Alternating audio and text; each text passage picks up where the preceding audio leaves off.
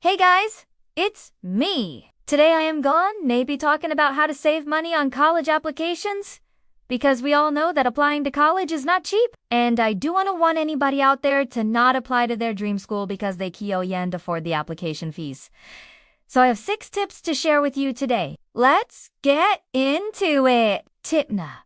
1 is knowing what fees are avoidable and unavoidable. So, I put together this little table here to show you which fees are avoidable and unavoidable. The avoidable fees include things like application fees and test fees. Like, if you decide to take the ACT or SAT or subject tests, those all cost money. But there are ways to waive those costs. Then the unavoidable fees would be things like deposits, books, and then living expenses. Those are unavoidable unless you decide not to go to college right away. But regardless of when you go, those are going to be costs that you have to pay eventually. So tip no.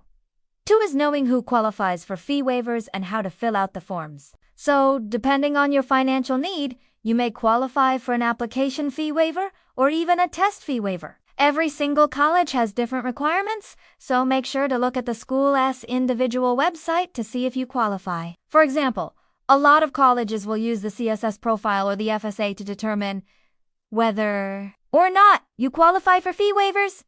And if you're unsure, just fill out the form. Most schools will accept students even if they don't meet the exact criteria. But remember to ask for the fee waiver specifically. Just writing, "I request a fee waiver" in the additional information section isn't enough. You usually have to fill out a separate form. The 3rd tip is knowing how much to budget for the application process. So before you start applying to colleges, I recommend creating a budget that includes application fees, test fees, any travel expenses for college visits, etc. There is a lot that goes into applying to college, so planning ahead can help you stay on track financially. As you're researching schools, keep track of the application fees and test fees, and then set aside that money or figure out how you're going to pay for it. If you're paying for everything yourself, you should consider working part-time or getting a summer job to help you pay for these expenses. Or if you're asking your parents for help, then sit down with them and have an honest conversation about the costs of the application process. Tip no. 4 is knowing which schools don't require an application fee. So there are over 500 schools in the US that do and require an application fee, and I put together this list for you guys. Now, keep in mind that most of these schools are private and typically more expensive. But there are a handful of public schools on this list as well. One thing to note is that while the application fee might be waived, you still might have to pay a deposit after you get accepted. At the end of the day, if you really want to go to a school that requires an application fee, there are ways to get that money back. Some organizations will reimburse you after you apply, so I'll link some of those in the description below. But hopefully this list gives you a starting point for your college search. Now on to tip no. 5, which is knowing other ways to cut costs during the application process. Something to consider is whether or not you actually need to take the SAT or ACT. More and more schools are becoming test optional, meaning that you don't have to submit test scores when you apply. In fact, over 900 colleges are now test optional. If you're considering taking the SAT or ACT, then make sure to check out my study tips playlist, where I have videos on how to study for both the SAT and ACT as well as test day tips. And finally, tip no.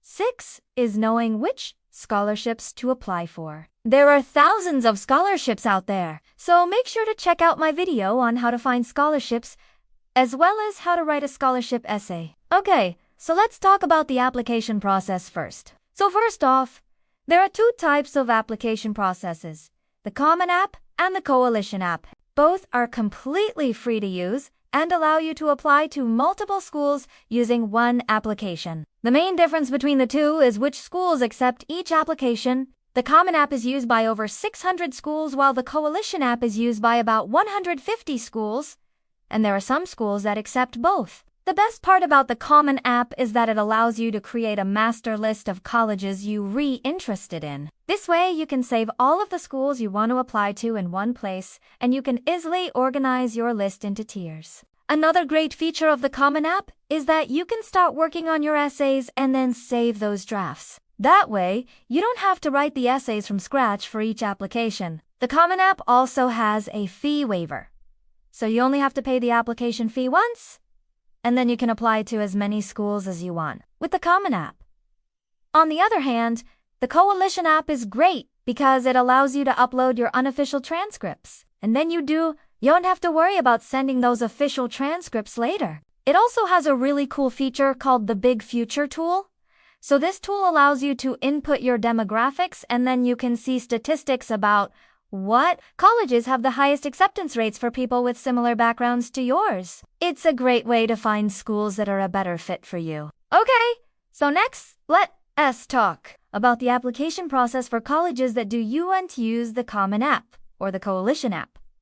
So while most private colleges use either the Common App or Coalition app, there are some that have their own applications. Some examples include Harvard University, Stanford University, and the University of California system. Now, the good news is that these schools offer fee waivers if you request them. However, you usually have to submit a separate document to request the fee waiver, so just make sure to check the school's individual website to see what the requirements are. In addition to the application fees, you also want to be mindful of test fees. So, the SAT and ACT both cost $54.35 to take. And if you take it more than once, then that cost adds up quickly. Plus, there are also subject tests and AP exams that you might want to take, but those all cost money too. Luckily, more and more schools are becoming test optional, meaning that you don't have to submit test scores when you apply. Over 900 colleges are now test optional.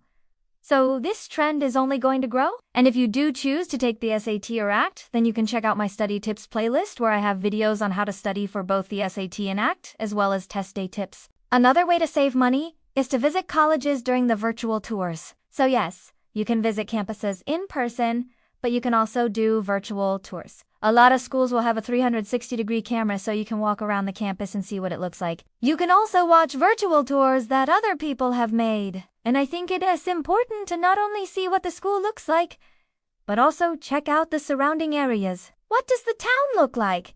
Is it close to nature? Is it a lively town or a quiet town? And lastly, you want to be mindful of application and housing deadlines. So if you wait until the last minute to apply, you might miss out on deadlines for merit-based scholarships or even housing. Most schools have rolling admissions, meaning that they review applications as they come in. So the sooner you apply, the better. But if you're unable to meet the early deadline, then don't stress it too much. Applying early doesn't really change your chances of getting in. However, it is important to meet the regular admissions deadline because after that, schools will only accept students if there's space available. If you enjoyed this video, then you might like my video on how to find scholarships. I go through all of the major scholarship databases. So you and have to spend hours searching online. Thank you so much for watching, and I hope you liked this video. If you did, please give it a thumbs up. Make sure to subscribe to my channel and follow me on social media. I'll see you guys next time. Bye!